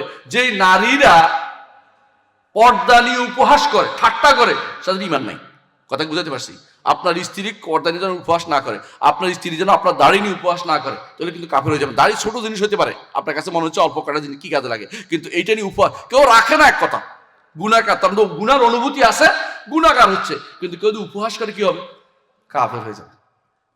উপহাস করে কাফের হয়ে যাবে। কারণ আপনি জানেন যে তাবুকের যুদ্ধে, আমি আর লম্বা করবো না, অল্প কতক্ষণ বলে শেষ করে দেবো ইনশাআল্লাহ। তাবুকের যুদ্ধে এরা আসতেছিল, এক সময় সাহাবায়ে কেরাম আসছিলেন, ওই এরাও ছিল, মুনাফিকরাও ছিল সাথে। তো মুনাফিকদের দুইজন একজন বলতেছে যে আমাদের এই সমস্ত হুজুর এগুলি আছে না, তারা যুদ্ধ করে আর তাদের কোনো কাম নাই, সারাদিন বসে বসে কাল পেট ফুজারি। এই কথা বলার পরে সাহাবী একজন শুনছে, যায়েদ ইবনে আরকাম, তিনি এসে বলে ইয়া রাসূলুল্লাহ, ওই দুইজনে আজে বাজে কথা বলছে। ওরা দৌড়ে এসে বলছে ইয়া রাসূলুল্লাহ, কেউ কথা শুনে আমরা কিন্তু আজে বাজে কথা বলি না, এরা মিথ্যা কথা বলছে এই লোকটা। উনি তো বিপদে পড়ে গেছে। আরে রাসূলুল্লাহ আমার শেষে এর কথা, তো নেতা মানুষ, এর কথা শুনে আমার তো রাসূল তো আর গায়েব জানেন, রাসূল আমার তো খারাপ মনে করবে আমাকে। তিনি খুবই টেনশনে পড়ে গেছেন। এমন সময় আল্লাহ আয়াত নাযিল করেছেন ওয়ালা ইন সাআলতাহুম লা ইয়াকুলুনা ইন্নামা কুন্না নাখুযু ওয়া নালআব কুল আবিল্লাহি ওয়া আয়াতি ওয়া রাসূলিহি কুনতুম তাস্তাহজিউন লা তা'তাযিরু ক্বাদ কাফারতুম বা'দা ঈমানিকুম। বুঝছেন তো? বলছে কি শুনেন, বলতেছে যদি তাদেরকে জিজ্ঞাসা করেন তোমরা কি করতেছিলে, ওখানে কি গুডু গুডু করতেছিলেন, গুডু দোকান আছে না, যেমন দোকানের মাসে গুডু গুডু করে বসে বসে, যদি কি করতেছিলে, বলছে এখানে বসে আমরা এই করতেছিলাম, আমরা ঠাট্টা মশকারি কথাবার্তা করতেছিলাম। হ্যাঁ, আল্লাহ কি আয়াত নাযিল করছেন? আল্লাহকে নিয়ে ঠাট্টা করছো, রাসূলকে নিয়ে, দিনকে নিয়ে, শরীয়তকে নিয়ে ঠাট্টা করছো, তোমরা কাফের হয়ে গেছো। কাদ কাফারতুম বা'দা ঈমানিকুম, ঈমানের পরে কাফের হয়ে গেছো। কথা বুঝছেন? আখিরাতের কোনো কিছু নিয়ে, দিন নিয়ে, শরীয়ত নিয়ে, যেগুলো ইসলাম বলে পরিচিত কোনো কিছু নিয়ে ঠাট্টা করবেন, উপহাস করবেন, আপনি কাফের হয়ে যাবেন। ঈমানদার থাকতে হলে যদি আখিরাতের মুক্তি চান, একজন বলতে পারেন যে আমি আখিরাতের মুক্তি চাই না, তো কাফের। আখিরাতের মুক্তি আপনার চাইতেই হবে, আখিরাতের বৈতরণী পার হইতেই হবে। যদি হইতে হয় আপনাকে আখিরাতের বৈতরণী, তাহলে ঈমান নিয়ে কবরে যান, ঈমান নিয়ে কবরে যান। সহজ কথা এটা। আচ্ছা, কবরে যাওয়ার কি কোনো সময় আছে? হ্যাঁ না, আমি 50 বছর পরে যাইয়া তওবা ইস্তেগফার করে কবরে যাব। এই যুবক, আপনাকে বলছি 50 বছর বাঁচবেন, খবর আছে? আপনার বন্ধুদের মধ্যে কেউ মরে যায় নাই? গেছে কিনা? তো বন্ধুর মরে গেছে, আপনি জানেন যে আপনাকে না বলেই কিন্তু মালাকুল মউত এসে যাবে, আপনাকে না বলেই কিন্তু হুট করে নিয়ে যাবে। আপনি তওবা করতে সময় পাবেন না এখনই। শুধু এই জন্য ঈমানদার সব সময় কিসের হেফাজত, সবচেয়ে বেশি হেফাজত করবে? তাওহীদের, ঈমানের হেফাজত করে, যে আমি শিরিক করব না, আমি কুফর করব না, এই ব্যক্তি আমার কুফরের দিকে নিয়ে যাবে, আমার যত মরেও গেলে আমি আল্লাহর কাছে যাব, আমি বাঁচার জন্য শিরিক করব না। অনেকে গেছে বিপদে পড়ে কবরের কাছে যায়, তো কবরের কাছে বাঁচেও গেলেন, মানে নিলাম বেঁচে গেছেন, কি করছেন? ইমান তো হারাই গেছে। আর যদি ইমানটা নিয়ে কবর যেতেন, মরে যেতেন, সমস্যা আছে? সমস্যা নাই। কারণ যদি 40 জন মানুষ যারা শিরিক করে নাই, 40 জন যদি কোনো ব্যক্তির জন্য, ইমানদারের জন্য দোয়া করে, গুনাহ ছিল তার, দোয়া করছে, আল্লাহ তারা ক্ষমা করে দেন, হাদিসে আছে। সুবহানাল্লাহ। অর্থাৎ যাদের শিরিক নাই এমন 40 জনে যদি কোনো ইমানদার মানুষের দোয়া করে, তার গুনাহ আছে কিন্তু শিরিক করে নাই, যারা শিরিক করে নাই ওরা দোয়া করছে, তো শিরিক করে নাই ব্যক্তির জন্য, কিন্তু গুনাহ আছে লোকটা। এই যে ব্যক্তি মুর্দার রাখেন না আপনারা, মুর্দার সামনে দাঁড়ায় দোয়া করতেছে, কি দোয়া করতেছে? আল্লাহুম্মা গফির লাহু ওয়ারহামহু ওয়া আফিহি ওয়া'ফু আনহু, দোয়া করতেছেন না? আল্লাহুম্মা কুল হাইয়িনা ওয়া মাইয়িতিনা শাহিদিনা ওয়া গায়িবিনা, বলতে দোয়া করতেছেন না? অর্থাৎ জানাজা পড়তেছেন, 40 জন হইলে আল্লাহ মাফ করে দিবে তার। সুবহানাল্লাহ। রাসূল বলেছেন এমন 100 জন হইলেও হাদিস আছে মাফ করে দিবে। 40 জন যদি মাফ করে দেয়, আপনি বুঝতে পারছেন। কোন মানুষ 3 কাতার যদি কোনো দোয়া করে, তা আল্লাহ মাফ করে দিবেন। 3 কাতার, বেশি না হলে অল্প হয়েছে, 3 কাতার হয়েছে, বেশি জায়গা নেই, 3 কাতার, তাও আল্লাহ মাফ করে দিবেন। তার অর্থ হচ্ছে আপনি ঈমান নিয়ে গেলে কিন্তু লাভ, ঈমান না নিয়ে আপনি ওখানে যাওয়ার কোনো লাভ নাই। আর ঈমান নিয়ে গেলে, ঈমান থাকলে যদি কোনো আপনাকে, যদি হাজার হাজার মানুষের ভিতরে 40 জন যদি টিকে যায় যে এরা তাওহীদবাদী, শিরিক করে না, যে এদের দোয়ার কারণে আপনার ক্ষমা হয়ে যাবে। কবরে অনেক কারণে কিন্তু মানুষ, ঈমানদারের ক্ষমা হয়ে যায়। এই যে দেখেন, অসুস্থ হলে ঈমানদারের গুনাহ ক্ষমা, ঈমানদারের গুনাহ ক্ষমা হয়। ঈমানদার কষ্ট পাইলে, যে কোনো কষ্ট পাইলে গুনাহ ক্ষমা হয়। ন্যাক কাজ করলে গুনাহ ক্ষমা হয়, দেখছেন তো? ভালো ন্যাক কাজ করলে গুনাহ ক্ষমা, যে কোনো ন্যাক কাজ, হাসানাত ইউযহিবনা সাইয়্যাত, ভালো ন্যাক কাজ করলে গুনাহগুলি ক্ষমা হয়ে যাচ্ছে, বুঝছেন তো? ঈমানদার যদি কোনো মৃত ব্যক্তি তার জন্য দোয়া করে, গুনাহ ক্ষমা হয়ে যায়, বুঝছেন তো? আবার তুমি কবরে গেলে শাস্তি হলেও গুনাহ ক্ষমা হয়, হাসরের মাঠে কষ্ট পাইলে গুনাহ ক্ষমা হয়, শেষে রাসূলের সুপারিশ দিয়ে গুনাহ ক্ষমা হয়, কত আপনার নেককার বন্ধুদের সুপারিশ দিয়ে গুনাহ ক্ষমা হবে। ঈমানদার শুধু সেটা পাবে, কিন্তু সবার আগে শিরিক করে কবরে যাওয়া যাবে না। এই জন্য প্রথম আমি এতগুলি 10টা ওসিয়তের মধ্যে একটা ওসিয়ত আলোচনা করছি, আর 9টা ওসিয়ত করতে হলে আরেকটা থাকবো না, এটা আজকে আর করবো না। শুধু এইটাই বলবো সবশেষে, ঈমান নিয়ে কবরে যেতে হবে। আপনাদের কাছে অনুরোধ থাকবে, পারবেন তো ইনশাআল্লাহ? ঈমানকে ঠিক রাখবো, বলে ঈমান ঠিক রাখবো, শিরিক করবো না, কুফর করবো না, মাজারের পিছনে ঘুরবো না, পীরের পিছনে হাঁটবো না, আমরা আল্লাহ তার রাসূলের পথে চলবো, আল্লাহ তার রাসূলের পথে চলবো, ইমামদের পথে চলবো। ইমামরা আবু হানিফা, শাফিঈ, মালিক, আহমদ, এনারা সঠিক পথের অনুসারী ছিলেন, এদের পথে চলবো। বুখারী, মুসলিম, আবু দাউদ, তিরমিজি, নাসাঈ, ইবনে মাজাহ, বড় বড় বুখারী আর মুহাদ্দিস, তাদের পথে চলবো। কিন্তু কখনো ভুলেও এই সমস্ত ভণ্ড, এই সমস্ত কুফর পথ শিখাচ্ছে, এদের পিছনে কোনোদিন আমি হাঁটবো না, কারণ এরা আমাদেরকে বিভ্রান্তির অতল তল নিয়ে যাবে। একবার যদি আমি কাফের হয়ে মরতে পারি, আমার তার কিছু নেই, পুঁজি নেই, কিছুই নেই। এরপরে যতই চেষ্টা করেন আপনি, তাদের কিন্তু আর ঈমান শিক্ষা দিতে পারবেন না। দুনিয়ার বুকে আল্লাহকে যদি রব নেমে যান এবং ইসলামকে দিন না মেনে, আপনি যদি মনে করেন অমুকটা তমুকটা, আপনি বিভিন্ন রকমের কি নিয়ে আসেন, বিভিন্ন তন্ত্র মন্ত্র নিয়ে আসেন, এগুলো কিন্তু আপনাকে বাঁচাইতে পারবে না। আপনাকে বিশ্বাস করতে হবে যে মুহাম্মদ রাসূলুল্লাহ যা নিয়ে এসেছেন তা ঠিক এবং তা সত্য, আর কিছু দরকার নাই। মুহাম্মদ সাল্লাল্লাহু আলাইহি ওয়াসাল্লাম আমাদের একমাত্র আদর্শ। আমরা কি অন্য নবীকে মানতে পারবো এখন? আমাদের নবীকে, মুহাম্মদ রাসূলুল্লাহ সাল্লাল্লাহু আলাইহি ওয়াসাল্লাম, যত নবী যদি জীবিত থাকতো, কার কথা শুনতে হইতো? আমার নবীর কথা শুনতে বাধ্য। আমার নবী সবার চেয়ে বড়, আর বড় নবী আল্লাহ আমাদের দিয়েছেন, বড় আদর্শ আমাদের দিয়েছেন। আর আমি কি করতেছি? না না না, আমাদের আরো কিছু দেখি না, অমুককে দেখি না কেন? আল্লাহ তাআলা আমাদেরকে সবচেয়ে বড় আদর্শ দিয়েছেন, সবচেয়ে বড় আদর্শ ব্যক্তি দিয়েছেন, তিনি হচ্ছে মুহাম্মদ রাসূলুল্লাহ সাল্লাল্লাহু আলাইহি ওয়াসাল্লাম। চারিত্রিক দেখে জাহিলি যুগও তার কোনো দোষ কেউ ধরতে পারে নাই। যখন মুহাম্মদ রাসূলুল্লাহ সাল্লাল্লাহু আলাইহি ওয়াসাল্লাম হেরা পর্বত গুহাতে তিনি কি করলেন, খেয়াল করেন, সেখান থেকে কি পাইলেন? হেরা পর্বত গুহাতে তিনি নবুয়ত পাইছেন। ভয়ে ভয়ে কাঁপতেছেন বাসায় এসে, কারণ এরকম দৃশ্য তো কেউ দেখে নাই।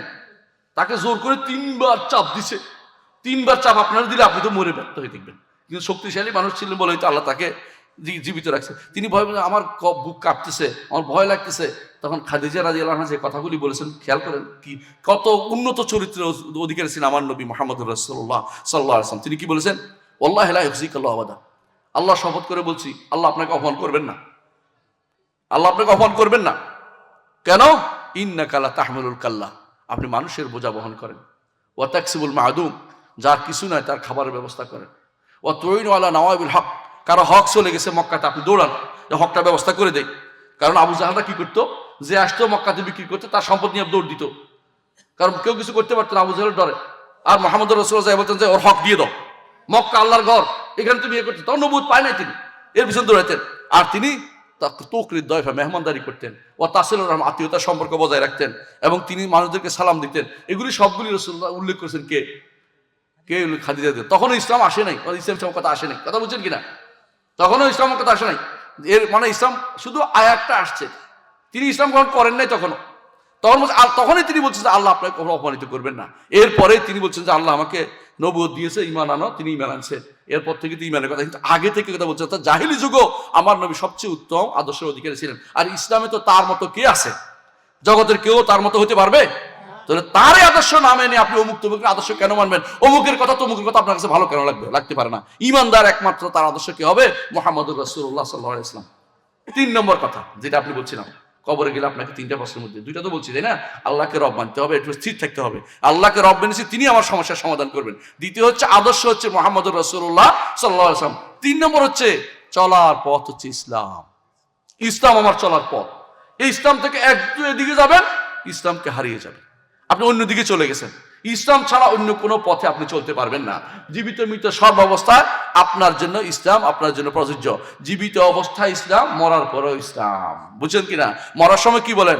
বিসমিল্লাহি ওয়া আলা মিল্লাতে রাসূলিল্লাহ। বুঝছেন তো? রাসূলের মিল্লাতের উপর আপনার কবর দিচ্ছে। সারা জীবন যদি আল্লাহ রাসূলের মিল্লাতের উপর না চলেন, মরার সময় আল্লাহ মিল্লাতে রাসূলিল্লাহ দিলে কি আপনার কাজ হইব ভাই? কাজ হইব? কোনোদিন কাজ হবে না। আপনি কবর যদি জিজ্ঞাসা করে মা রব্বুকা, তোমার রবকে, আপনি কি বলবেন? মনে করতে পারতেছেন না, কারণ আপনি তো আমল করেন নাই, আল্লাহর ইবাদত করেন নাই, অন্য কারো ইবাদত করছেন, এখন আপনি বলতে পারবেন না। আর যদি বলেন তোমার দিন কি ছিল, আপনি বলতে পারবেন না, কারণ আমার হজবরল দিন পালন করছে। কতক্ষণ ইসলাম, কতক্ষণ গায়ের ইসলাম, কতক্ষণ এইটা, কতক্ষণ হিন্দু বৌদ্ধ সব একসাথে করে পালন করছেন, আপনার জন্য কিন্তু উত্তর মুখ দিয়ে বের হবে না, আপনি মনে রাখেন। আর যদি ইসলাম মেনে থাকেন, মুখ দিয়ে বের হবে দিন ইসলাম, আমার দিন হচ্ছে ইসলাম, আমি ইসলামের উপরে চলেছি। আর যদি মুহাম্মদ রাসূলুল্লাহ সাল্লাল্লাহু আলাইহি ওয়াসাল্লাম আদর্শ বাদ দিয়ে দুনিয়ার অমুক আব্রাহাম লিঙ্কন, অমুক তমুকের আদর্শ মেনে থাকেন, আপনি শিওর থাকেন যে আপনার মুখ দিয়ে আমার নবী মুহাম্মদ এটা মুখ দিয়ে বের হবে না, কারণ আপনি তো রাসূলকে আদর্শ মানেন নাই। আপনি বেদাত যদি করেন হাসরের মাঠে, আপনি রসুলের কি পাবেন না? হ্যাঁ, পানি পাবেন, হাতের পানি পাবেন না। আপনাকে একমাত্র রসুলের আদর্শ অনুসারে চলতে হবে। এই জন্য রসুলকে আদর্শ মেনে আপনাকে যেতে হবে। দুনিয়ার অমুক তমুকের কথা শুনে নিজের ইমানটা নষ্ট করবেন না, নিজের ভবিষ্যৎ হারাবেন না, নিজেকে খোয়াবেন না, শেষ করে দিবেন না। ইমান নিয়ে কবরে যেতে হবে। কিসে ইমান হয়? ইমান হতে হলে আপনাকে 5টা জিনিস লাগবে। কয়টা জিনিস? 1 নম্বর হচ্ছে আপনাকে আল্লাহ তাআলার সত্তা ঈমান আনতে হবে, যে আল্লাহ তাআলা কোথায়? আরশের উপরে, তিনি আহাদ, একক। কেমন? তিনি সৃষ্টি থেকে আলাদা। 3 নম্বর। এবং 4 নম্বর হচ্ছে তিনি আল্লাহুস সামাদ, অমুখাপেক্ষী, সবাই তার মুখাপেক্ষী। লাম ইয়ালিদ ওয়া লাম ইউলাদ ওয়া লাম ইয়াকুল লাহু কুফুয়ান আহাদ। এই যে এইটা হচ্ছে আল্লাহর জাতের পরিচয়, সত্তার পরিচয়। বুঝছেন তো কথাটা? 1 নম্বর। 2 নম্বর হচ্ছে জগতে সব আল্লাহর কর্ম, কেউ কিছুর অধিকারী নয়, কেউ কিছু অধিকার নয়। কুতুব বলতে কেউ নাই, কুতুব বলতে কেউ নাই, গাউস বলতে কেউ নাই। মিথ্যা কথা এগুলি সম্পূর্ণ মিথ্যা, ডাহা মিথ্যা। কেউ যদি বিশ্বাস করেন কুতুব আর গাউস জান্নাতে যেতে পারবে না, কারণ সে শিরক করে যাচ্ছে। কুতুব বা গাউস বলতে কিছু কোরআন হাদিসে আসে নাই এবং ছিল না, কোনোদিনও নাই। এগুলি মিথ্যা কথা বানিয়েছে, কারণ এই কথা কোরআনও নাই, হাদিসও নাই। তাহলে ওদেরকে বলেন যে একটা হাদিস দিতে, যে কুতুব আর গাউসে হাদিস দিতে পারবে না, কেমন পর্যন্ত দিতে পারবে না। হাদিস নাই, বানাবে কোথেকে? কোরআনও নাই, হাদিস, কোরআন তো নাই, হাদিসও দিতে পারবে না। এর অর্থ হচ্ছে এগুলি নাই। যদি এটি বিশ্বাস করেন যে জগৎ পরিচালনা অন্য কারো হাতে আছে, তাহলে সে ব্যক্তি ঈমানদার হইতে পারে নাই, আল্লাহর উপর ঈমান আনতে পারে নাই। 3 নম্বর, আল্লাহর নামগুলি দিয়ে আল্লাহকে ডাকবেন, আর কাউকে দিবেন না। 4 নম্বর, আল্লাহর গুণগুলি স্বীকৃতি দিবেন, যে আলোচনা আমাদের আগে করে গেছে, আল্লাহর গুণ মানতে হবে। আল্লাহ তাআলাকে চিনতে হলে আল্লাহর গুণ দিয়ে চিনতে হবে। 5 নম্বর, ইবাদত বলতে যা বুঝায় একমাত্র আল্লাহর জন্য শুধু করব, কারো জন্য আমি ইবাদত করব না। ইন্না সলাতি ওয়া নুসুকি ওয়া মাহইয়ায়া ওয়া মামাতি লিল্লাহি রাব্বিল আলামিন। আমার জীবন, আমার মরণ, আমার কোরবানি, আমার সালাত, আমার জীবনের প্রতিটি অ্যাক্টিভিটিস একমাত্র আল্লাহমুখী হবে। একমাত্র বলছি কেন? আরব মুশরিকরা আল্লাহর ইবাদত করতো, আরব মুশরিকরা সালাত আদায় করতো, হজও করতো। আবু জাহল কিন্তু আলহাদ ছিল, জানেন তো? আবু জাহল হজ করতো। সমস্যা কি ছিল? আল্লাহরও করতো, আল্লাহর জন্য করতো, অন্যের জন্যও করতো। ঈমানদার 2টা করতে পারবে না। ঈমানদার একমাত্র আল্লাহর ইবাদত করবে। মুহাম্মদ রাসূলুল্লাহ সাল্লাল্লাহু আলাইহি ওয়াসাল্লাম এই জন্যই যুদ্ধ করেছে, আর কোনো যুদ্ধের কোনো কারণ নাই। মক্কাবাসী তার যুদ্ধের একটাই কারণ ছিল যে একমাত্র আল্লাহর ইবাদত হবে, একমাত্র আল্লাহর ইবাদত হবে। লা ইলাহা ইল্লাল্লাহ, আই লা মা'বুদা বিহাক্কিন ইল্লাল্লাহ। হক মাবুদ শুধু একজন, হক উপাস্য শুধু একজন, আল্লাহ ব্যতীত কেউ আমার ইবাদত পাইতে পারে না। এইটা যে ব্যক্তি যতক্ষণ স্বীকৃতি না দেবে, ঈমানদার হইতে পারবে না। যদি বলে যে আল্লাহরও দেই, অমুকেরও দেই, তাহলে শেষ। বুঝেন কিনা? ইবাদত করছেন একমাত্র আল্লাহর জন্য। যদি মনে মনে করতেছেন যে আল্লাহর জন্য করছি, ইবাদত করলে আমাকে ইমাম সাহেব এরপরে আমাকে ভালো বলবে, তাহলে শেষ। ইমাম সাহেব ভালো বলার জন্য আমি ইবাদত করছি না, কার জন্য? আল্লাহকে খুশি করার জন্য। অথবা ওই সমাজে সমাজে মেম্বার সাহেব অথবা চেয়ারম্যান সাহেব আমাকে কি দিবেন, চাউল বেশি করে দিবেন নামাজি বন্ধ দেখে, তাহলে শেষ, আপনার ইবাদত শেষ হয়ে গেছে। আল্লাহর জন্য ইবাদতটা করেন নাই, কথা বুঝছেন তো? ইবাদত কার জন্য হবে? একমাত্র আল্লাহর জন্য।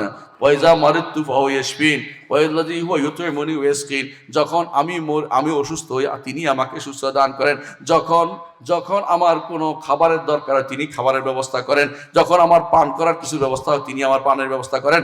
যখন পানি যদি কোনো দুনিয়া থেকে নিয়ে আল্লাহ তাআলা নিয়ে যান, কোনো ব্যক্তি পানি আনতে পারবে না। তো বুঝতে পারছেন যে আল্লাহ ছাড়া আপনার কোনো পথ নাই, বাঁচার পথ নাই। দুনিয়াতেও বাঁচার পথ নাই, আখিরাতেও আপনার মোটেই নেই। দুনিয়াতে কেউ এদিক সেদিক লাফাইতে পারেন, এখান থেকে পালাই আরেকখানে যেতে পারবেন, হাসরের মাঠ থেকে পালানোর কোনো জায়গা নেই। ইয়া মাশারাল জিন্নি ওয়াল ইনস ইন ইসতাতাতুম আন তানফুযু মিন আকতারিস সামাওয়াতি ওয়াল আরদি ফানফুযু লা তানফুযুনা ইল্লা বিসুলতান। হে মানুষ এবং জিন সম্প্রদায়, আল্লাহ তাআলা বলছেন, আমাদেরকে বলতেছেন, আসমান জমিন ভেদ করে কি আর কোথাও যেতে পারবে? যেখানে যাও সেটা কার জায়গা? আল্লাহর জায়গা। যাইতে হলে কার শক্তি লাগবে? আল্লাহর দেওয়া শক্তি লাগবে। সেখানে গেলে কি কিছু করতে পারবেন? রাতের অন্ধকারে কিছু করলে কি আল্লাহ দেখে না? গোপনে করলে দেখে না? দেখে। আপনি ডুব দিয়ে পানি খেয়ে বলছেন রোজার দিনে, দেখে না আল্লাহ? আপনি মনে দেখেন না, মনে করছেন, তাই না? তা কিন্তু না। এর অর্থ হচ্ছে আপনি কিন্তু সম্পূর্ণরূপে আল্লাহর সামনে আছেন। যদি আপনি এটা বিশ্বাস করেন যে আল্লাহ আমাকে প্রতিটা পদক্ষেপ দেখছেন, এইটার নাম হচ্ছে মুরাকাবা, আল্লাহ আমাকে দেখতেছেন। রাসূলুল্লাহ সাল্লাল্লাহু আলাইহি ওয়াসাল্লাম এইভাবে ইবাদত করতে বলেছেন, আনতাবুদাল্লাহ কাআন্নাকা তারাহু ফা ইন লাম তাকুন তারাহু ফা ইন্নাহু ইয়ারাকা। এমন ভাবে ইবাদত করবে যে আল্লাহ তোমাকে দেখছেন, মনে করবে যে আল্লাহ আমাকে দেখতেছেন। আমি যে মাথা উল্টা চিন্তা আনতেছি এটাও আল্লাহ জানতেছেন। আমি নামাজের মধ্যে দাঁড়াইছি, আলহামদুলিল্লাহি রাব্বিল আলামিন, সমস্ত প্রশংসা আমার রব্বুল আলামিনের জন্য, যিনি সমস্ত জগতের রব, তার জন্য। এই যে মুখে বলতেছেন, এটা কি অন্তরে আসে না? মুখে আলহামদুলিল্লাহ করতেছেন, কিছু বুঝেন না? হ্যাঁ, সুবহানা রাব্বিয়াল আলা, নাকি বলতেন সুবহানাল বালা? কোনটা বলছেন? সুবহানা রাব্বিয়াল আলা, আমার রব যিনি সবচেয়ে উপরে, যিনি আরশের উপরে, তিনি কতই না পবিত্র। এটা মাথা আনতে হবে তখন। আর যেটা আনেন নাই, সুবহানাল্লাহ সুবহানাল্লাহ কিছু কি বলছেন আল্লাহ জানে, কিছুই বুঝেন নাই। অর্থাৎ একবার বলেন শুদ্ধ করে বলেন, 3 বার 10 বার বলে একটা শুদ্ধ করে বলেন, এটা কিন্তু ঠিক না। কারণ আল্লাহ রব্বুল আলামিনের ইবাদতে আপনার ঠিক মন বসতেছেন, আপনি শুধু কি করতেছেন? রুটিন ওয়ার্ক করতেছেন। রুটিন ওয়ার্ক না করে ঠিক মতো আল্লাহর ইবাদত করার চেষ্টা করেন। হে যুবকদের বলছি, আপনাদের হচ্ছে না অবতীতে আপনারাই দাওয়াতের কাজ করবেন। আমরা হয়তো কদিন আসি, এরপর থাকবো না, কিন্তু এই দাওয়াতের দায়িত্ব আপনার প্রধান দায়িত্ব। সবার আগে দাওয়াত দিবেন। কিসের দাওয়াত হবে? তাওহীদের দাওয়াত। সবার আগে ঈমানের দাওয়াত হবে, ঈমানের দাওয়াত সবার আগে দিবেন। আমাদের একটা বই আছে ছোট, উসুল ঈমান, বইটা পড়বেন, প্রতি ঘরে ঘরে রাখা উচিত। ঈমান কিসের উপর ঈমান আনতে হবে, কিভাবে ঈমান চলে যায়, ওখানে বিস্তারিত আলোচনা আছে। ছোট বই, বাংলা বই পড়বেন, উসুলুল ঈমান, এই বইটা পড়তে পারেন। আমার আছে ডক্টর মনজুর আলাহির নামের সাথে লেখা আছে, ওইটা পড়বেন, ঘরে ঘরে রাখবেন। ঘরের মধ্যে নিজেরা বসে একটু কিছু, বা নিজেরা বাবা মা একসাথে বসে পড়বেন, বাবা পড়বেন, মা পড়বেন, বোনে পড়বেন, স্ত্রীকে দিবেন, বোনকে দিবেন, যে পড়ে দেখো, অথবা নিজের কন্যাকে দিবেন, পড়ে দেখো। এইটা সাথে রাখবেন। কেন? এটা আপনার আখিরাতে যাওয়ার জন্য এটা পাতে হবে। আল্লাহ আমাদের বুঝার তৌফিক দান করুন। সুবহানাকাল্লাহু ওয়া বিহামদিকা আশহাদু আল্লা ইলাহা ইল্লা আনতা আস্তাগফিরুকা ওয়া আতুবু ইলাইক। আসসালামু আলাইকুম ওয়া রাহমাতুল্লাহি ওয়া বারাকাতুহু।